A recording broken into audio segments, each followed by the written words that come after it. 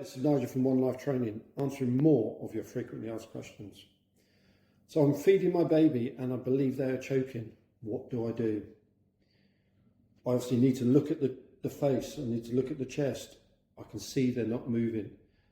They probably may have a distressed look on their face. So what I'm going to do, I'm going to gently hold the chin with my forefinger and thumb and place the baby to the ground down my arm. If you can look from the side, I'm supporting the head and I've got the airway open.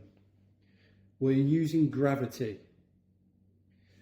I'm going to use my hand, a flat open hand, and I'm going to strike firmly between the shoulder blades 5 times, or up to 5 times.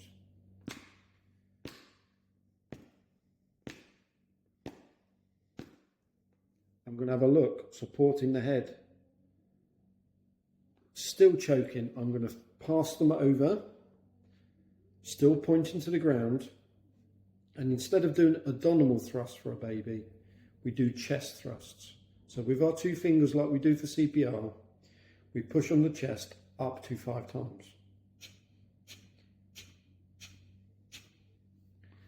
Have a look. If they're still choking, repeat.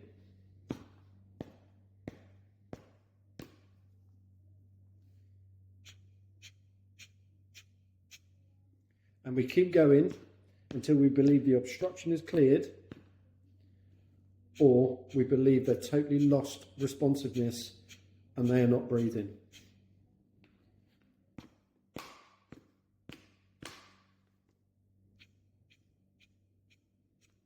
If you believe they've stopped breathing, this is when we need to commence CPR. So when would you call for an ambulance during this process? The legislation says when you feel that the scenario, the symptoms, the procedure is not working. Hopefully that answers your questions. Thank you.